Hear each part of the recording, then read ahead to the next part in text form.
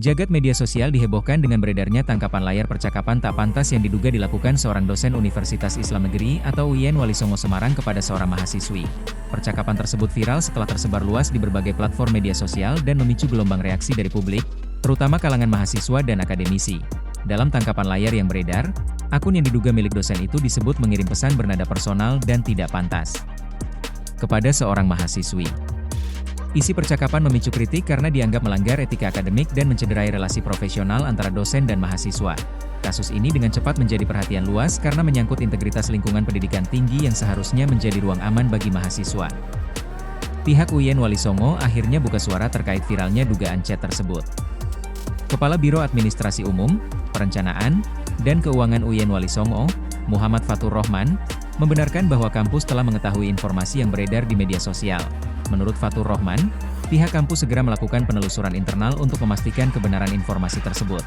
Kampus juga disebut telah memanggil pihak-pihak terkait guna meminta klarifikasi lebih lanjut. Ia menjelaskan bahwa UIN Wali Songo memiliki mekanisme penanganan terhadap dugaan pelanggaran etik maupun dugaan kekerasan seksual di lingkungan kampus. Karena itu, kasus yang viral tersebut akan diproses sesuai aturan dan prosedur yang berlaku di internal universitas. Meski begitu, pihak kampus belum memberikan detail identitas dosen yang diduga terlibat maupun status pemeriksaan yang sedang berlangsung.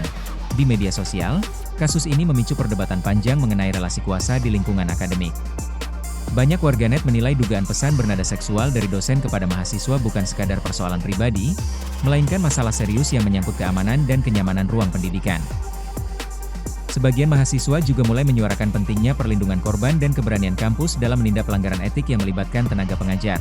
Kasus ini kembali membuka diskusi tentang dugaan pelecehan verbal dan digital di lingkungan perguruan tinggi yang selama ini kerap sulit terungkap. Relasi dosen dan mahasiswa dinilai memiliki ketimpangan posisi yang cukup besar.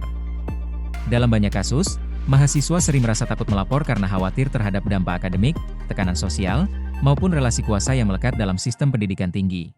Karena itu, ketika dugaan percakapan tidak pantas ini viral di media sosial, banyak pihak melihatnya bukan hanya sebagai skandal personal, tetapi juga cermin persoalan yang lebih luas di dunia kampus.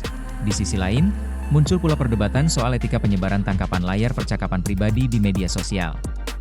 Sebagian pihak meminta publik tetap mengedepankan asas praduga tak bersalah sambil menunggu hasil pemeriksaan resmi dari pihak kampus.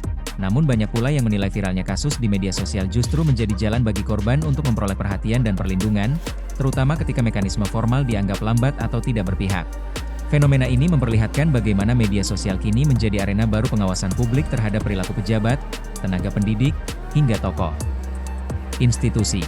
Dan ketika ruang digital mulai membuka praktik-praktik yang sebelumnya tersembunyi.